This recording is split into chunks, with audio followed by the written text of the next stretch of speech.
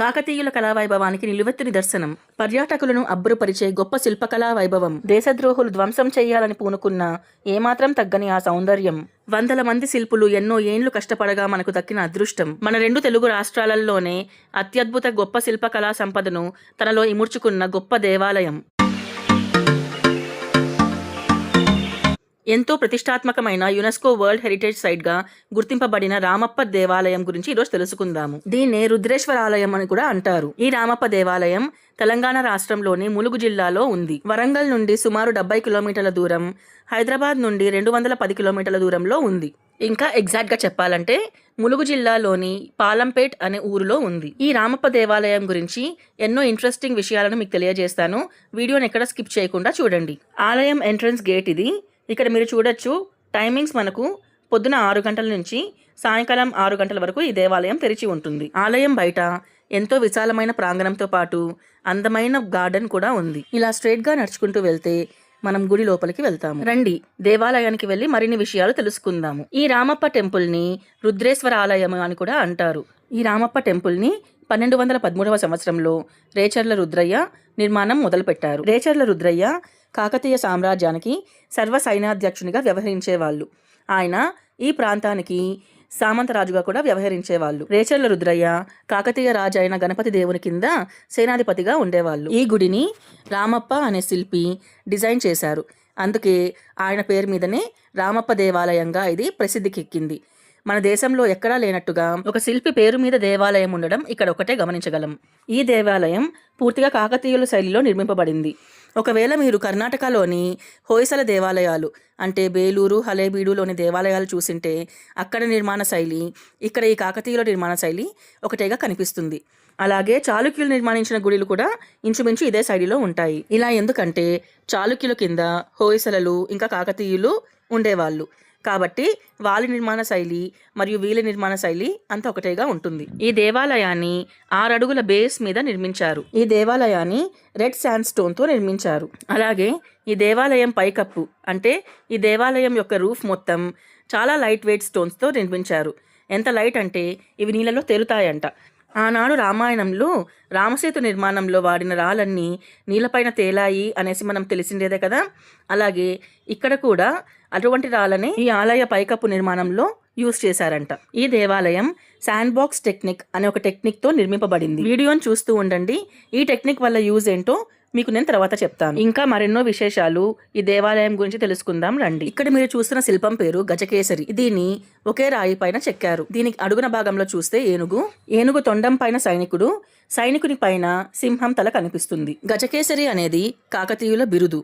దాని గుర్తుగా కాకతీయులు గుడి చుట్టూ గజకేసరిని నిర్మించారు. ఇక్కడ మీరు చూస్తున్నది ప్రధాన దేవాలయం ఒక మోడల్.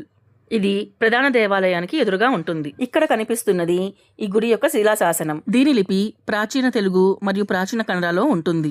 ఈ గుడిలో ఇలా పైన కొన్ని శిల్పాలను చెక్కారు.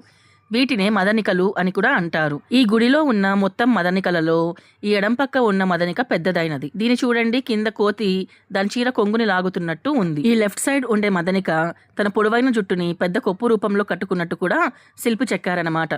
ఎంత చిన్న డీటెయిల్స్ ని కూడా ఎంత బాగా చెక్కారో మనకి ఈ మదనికను చూస్తే అర్థమవుతోంది. ఈ గుడి గోడ మీద ఇలా చాలా ఏనుగులు ఒకదాని వెంట ఒకటి వరుస క్రమంలో వెళ్తున్నట్టు కనిపిస్తుంది. చూసేకి అన్ని ఒకేలా ఉన్నా ఏ ఏనుగు ఇంకో ఏనుగుతో పోల్చి ఉండదు. అన్ని ఏనుగులు ఒక్కొక్కటి డిఫరెంట్ గా ఉంటాయి. ఇలా ఈ గుడి మొత్తం మీద 526 ఏనుగులు ఉంటాయి. కాకతీయులు పరిపాలించే టైంలోనే పర్షియన్స్ మరియు ఈజిప్షియన్స్ ఇక్కడికి వచ్చారు అన్నదానికి ఈ పైన ఉన్న బొమ్మలే మనకి ఎవిడెన్స్ అన్నమాట. పై వరుసలో చిన్న పువ్వుల్లాగా ఉన్నాయి కదా, అవి జాగ్రత్తగా గమనించండి. అవి స్టార్ షేప్ లో ఉంటాయి. ఈ రామప్ప దేవాలయాన్ని స్టార్ షేప్డ్ బేస్ మీద నిర్మించారు. దానికి గుర్తుగా ఇలా పెట్టారు. ఈ ఆలయంలో ఉండే 12 మదనికలలో ఈ కుడి పక్కన ఉండే మదనిక అన్నిటికన్నా చిన్న మదనిక. ఇది ఒక ట్రైబల్ మహిళల రూపంలో ఉంటుంది. ఆ మదనికను దీర్ఘంగా గమనిస్తే ఒక ట్రైబల్ మహిళ వేటకు వెళ్ళినప్పుడు కాలకు ముళ్ళు గుచ్చుకుంటే ఒక సర్వెంట్ వచ్చి మూలును తీస్తున్నట్టు కూడా కనిపిస్తుంది మనకు. ఇంత మైన్యూట్ డీటెయిల్స్ ని ఏ మెషిన్ సహాయం లేకుండా ఎంతో చక్కగా చెక్కారు మన శిల్పులు. తర్వాత ఇక్కడ గమనిస్తున్న మదనికల పేర్లు రాగిని ఒకటి, నాగిని. కుడివైపు ఉండేది రాగిని, ఎడం వైపు ఉండేది నాగిని. కుడివైపు ఉన్న మదనికను గమనించండి. కింద హై హీల్స్ వేసుకున్నట్టు ఆమె చెప్పుల దగ్గర మనం గమనించవచ్చు. ఈ పక్క నాగిని, ఎడంవైపు ఉండేది నాగిని. అక్కడ చూడండి, ఆమె చుట్టూ నాగుపాములు ఉండి ఆమె కూడా నాగుపాము మీద నిల్చున్నట్టు ఉంటుంది. ఇప్పుడు మనం ఫ్యాషన్ అనుకునే హై హీల్స్ ఇంకా లాంగ్ ఇయర్ రింగ్స్ అప్పటి నుంచే ఉన్నాయనేసి మనకి దీని ద్వారా తెలుస్తుంది. ఈ విగ్రహంలో మహిషాసురుడు అనే రాక్షసుని దుర్గమ్మ వారు చంపుతున్నట్టు చూడొచ్చు మనము. ఈ విగ్రహం ఆర్కియాలజికల్ డిపార్ట్మెంట్ వాళ్ళు కాంపౌండ్ వాల్ బయట జరిపిన తవ్వకాల్లో బయటపడింది. ఈ రామప్ప టెంపుల్ ని 2021లో వరల్డ్ హెరిటేజ్ సైట్ గా యునెస్కో గుర్తించింది. దేవాలయానికి ఎంటర్ అయ్యేటప్పుడు కుడివైపున కింద భాగంలో మనకు ఏనుగులు కనిపిస్తాయి. ఎడం వైపున ఆపోజిట్ డైరెక్షన్ లో అవే ఏనుగులు మళ్ళీ కనిపిస్తాయి. ఇవి ఏమిటంటే మనం దేవాలయంలోకి ఏ పక్క నుంచి వెళ్ళాలి, ఏ పక్క నుంచి బయటకి రావాలి అనే దానికి ఇవి దారి చూపిస్తున్నట్టు. ఈ గుడిని శాండ్ బాక్స్ అనే టెక్నిక్ తో కట్టారు అనేసి ఇంతకు ముందు నేను మీకు చెప్పాను. ఆ టెక్నిక్ ఈ గుడి మెయింటెనెన్స్ లో ఎలా ఉపయోగపడిందో ఇప్పుడు తెలుసుకుందాము. 17వ శతాబ్దంలో ఈ ప్రాంతంలో పెద్ద భూకంపం సంభవించిందంట.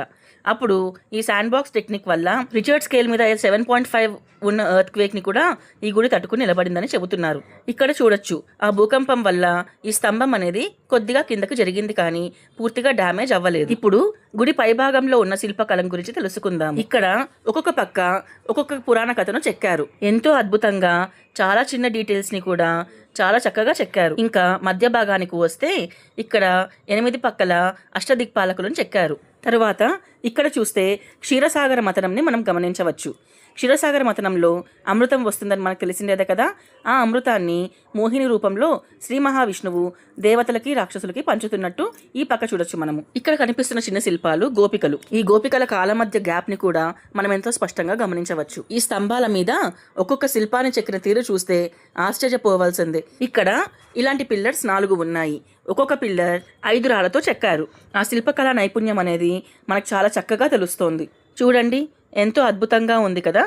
ఇక్కడ ఈ గోడ మీద కనిపిస్తుండేది పేరిణీ నృత్యం. పేరిణీ నృత్యం కాకతీయుల ప్రత్యేకత. దీనిని పేరిణీ శివతాండవం అని కూడా అంటారు. కాకతీయుల పరిపాలన తర్వాత ఈ నాట్యం చేసేవారు లేకపోవడంతో ఈ చిత్రాల ద్వారా నటరాజ రామకృష్ణ గారు తిరిగి ఈ నాట్యాన్ని పునరుద్ధరించారు. ఇప్పుడు ఈ పేరిణీ నృత్యం తెలంగాణ రాష్ట్ర నృత్యంగా ఉండడం మనందరికీ తెలిసిండేదే. ఇప్పుడు ఇక్కడ వస్తున్న ఈ సౌండ్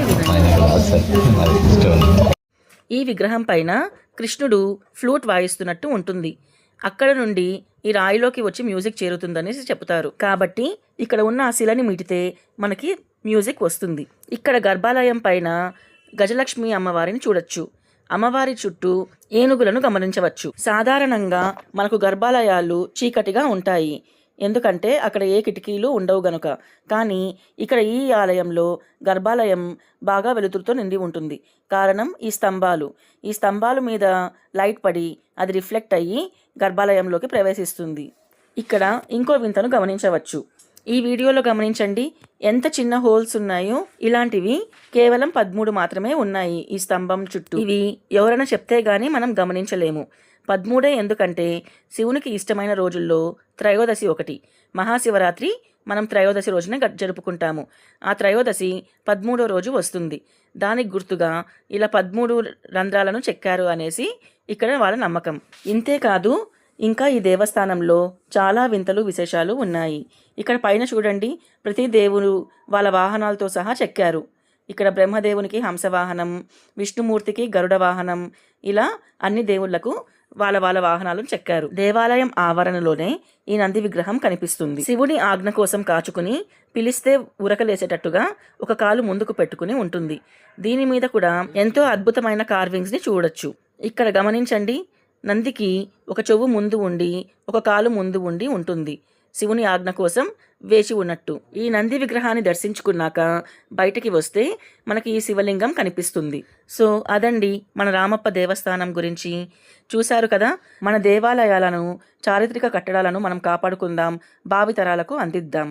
ఇక్కడ వరకు నా వీడియోని చూసారంటే మీకు వీడియో నచ్చిందనే భావిస్తున్నాను.